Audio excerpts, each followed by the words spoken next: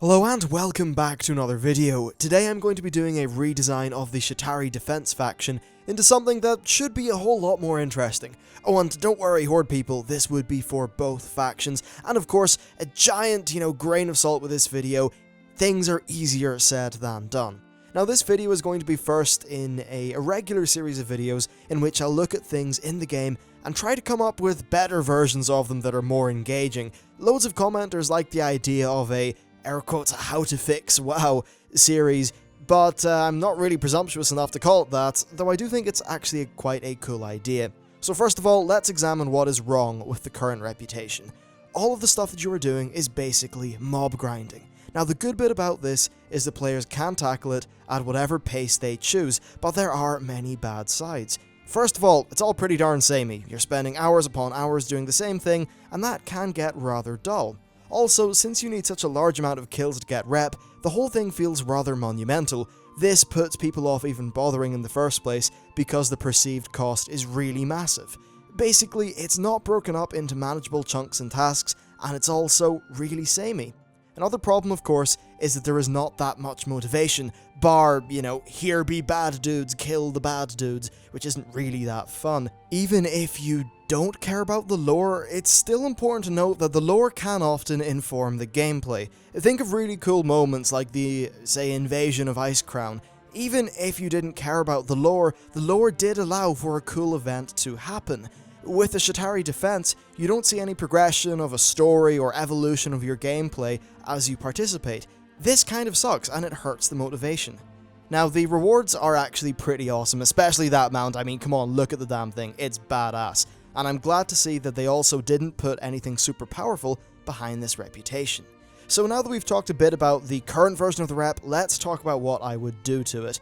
So first of all, we need to take a look at what's actually going on in Sha'tari. It's pretty clear that it's one big battle. The whole city is essentially a war zone.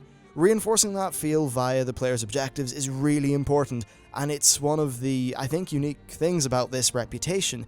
Rather than, you being a sneaky bastard, you're actually out in the front lines doing soldiery things. So in order to make it feel like this kind of battle, I would reintroduce the idea of having waves of friendly NPCs that charge out of your, your friendly base and get into the fight and can actually die. So there's actually NPCs going around doing things. Now, yes, this is sort of window dressing, but I think it could be kind of cool. Also, if they were really to be ambitious, they could make some sort of shifting front line essentially, which would be pretty awesome, but I doubt that would be a realistic goal. Anyway, let's talk about the main additions that I would make to the gameplay. The first, and perhaps more important, is a dynamic objective system. The second, which I will cover later, is a series of quests that are gated by reputation in a similar manner to the patch 5.1 quests. I would also add a vendor who sells various buffs and interesting things for a currency called, I don't know, let's just say Defender's Marks, or something like that. These would only be usable in the areas related to the rep, and they would be the kind of fun buffs that we've had, and little toy items and just useful things that would help you hop around the place in Sha'tari. If you look at the Timeless Isle, I think some of those buffs were actually pretty fun, especially the Chi one. It was fun having so much haste. Anyway, let's talk about this event and objective system that I mentioned. So these would essentially just be a souped up version of what Blizzard did in patch 5.3. Various different events could spawn across the area, and completing an event would give you a quest-sized chunk of reputation and a chance of getting a loot bag. Perhaps harder events like maybe a boss could have a 100% drop rate of the loot bag. Now the loot bag could contain gold and maybe Defender's Marks, but also have a rare chance of dropping something really cool, like a bit of transmog gear, a toy, or maybe a rare mount. I'm hesitant to include Apexis crystals in the event bags, as I wouldn't want grinding them for Apexis to feel mandatory for people's performance in the game. Now, it also may be possible to do a weekly quest similar to 5.3, in which you kill mobs and complete events to fill up a bar of some sort, and perhaps that weekly could give you rep, a bunch of Apexis, some garrison resources, and just, gold. Basic currency stuff. Now this quest would become less useful as characters would progress, but I think that's fine as the reputation is optional. Plus, giving Apexis from a weekly quest I think is actually fine. Now, events would basically appear on the map as icons, just like they did in patch 5.4 and 5.3, and here are just a few events to get us started. So first one, interrupting enemy supply caravans. pretty darn simple. Heavily defended supply caravans spawn from time to time, and they travel from an origin point outside Sha'tari to a heavily defended part of the city with elite enemy mobs. Players have to destroy the caravan. Now this would be quite tricky for a single player, ideal for 2 to 3 players, and pretty easy for more players than that. Another thing you could do is have a boss mob, essentially a mini-boss that scales up its health and is properly challenging. These would be quite a bit harder than the rare mobs that we currently see, and there may be a few different ones. This event is a bit more rare than others, and I would probably give it a 100% chance of dropping a loot bag. Now, another possible event is relieving pinned friendly soldiers. So, a bunch of friendly soldiers are pinned down by waves of the enemy. This is a time-limited event. If you don't get there quick enough, your soldiers will die. So you want to go there, fight off the waves of enemies, maybe fight a little sort of gimmick enemy at the end, and then there you go. You've completed it. And assuming you get there in time, this would be a soloable bit of content. Another example is perhaps defending friendly supplies. War is a game of resources, so having an event like this makes sense. You need to defend a supply caravan as it moves from outside Sha'tari towards the Sha'tari defense base. And yes, this is similar to what was going on in patch 5.3, but that's fine. This is also going to be a soloable bit of content, and I did have many more events jotted down here, but honestly, I don't want this video to last forever. Essentially, you can contrive loads of these events that are pretty fun if you want. Just cool little things to grab people's attention and really make it feel like there's a war going on. So for an example, disrupting a massive demon summoning, escorting a friendly spy behind enemy lines, and many, many more things. Now, the overall goal of an event system like this is to make it feel more like a dynamic battlefield in which actual war-related things are going on.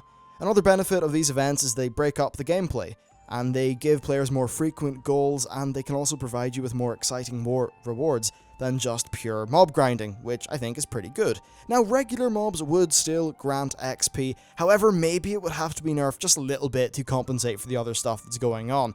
Still though, gaining rep would not be a 20 to 30 day long affair for those who are committed to it. Ideally, people who enjoy the current rep grind system would still be able to do something pretty similar to what they're doing now. The difference, though, is that the average player can hop in for 20 to 30 minutes, do an event or two, maybe get a chance of a loot bag and a reward, and actually feel like they've accomplished something. Now that the events are covered, let's talk a little bit about story. So every X amount of rep you would unlock a new stage in a story quest. How many quests there are completely depends on actual development constraints. This would essentially just tell the story of the Sha'tari defense, taking back most of the city, and the gameplay of the quests would, I think, more focus on you doing special agent type stuff and less frontline fighting stuff. So it would actually feel quite different to the rest of the gameplay associated with the reputation. Now, of course, one issue with how MMOs work is how do you tell a story without it reflecting in the game world? Because, sure, the story could end with the city being liberated, but, well, short of phasing the whole area, how the hell do you do that in-game? I suppose you could cap it off by maybe you hopping into a portal and killing some big, Legion person on the other side. And yes, I am aware that we do kill Warcraft in the Garrison campaign, but this video is a redesign, so let's just put that aside. Now that's basically it for the rep. You do your events, you do your regular stuff, it's got a bit more structure, but it's also decently free form. And, maybe you've got a weekly quest in there. And then as you do that content, you unlock more story quests, which allow you to, of course, progress in a story. And that's essentially it. Once you get exalted, you get access to your mount, and perhaps for completing that end quest, you get a pretty cool reward. I think this would be really similar enough to how it plays today, in that there is a very freeform nature to the content, which I think was their design goal. However, unlike today, there would also be an interesting story and a bit more structure to make the content more approachable, and I think just, further the idea of it feeling like a war. And again, I just want to reiterate, even if you don't care about the lore, an important part of game design is conveying a feeling, and in this case, it's conveying the feeling of fighting in a war. Ultimately, nearly all gameplay is just clicking buttons. What matters is how you wrap it into something that gives a greater context to what's going on, and I think something like this would help in that regard. So that's basically it for the video. Let me know what you think down in the comments, and also let me know if there are any other things you would like me to focus on in future episodes, or just any ideas for a series like this, because it was actually really fun to write this video. Anyway, that's it for me. Thank you very much for watching, and I'll see you next time.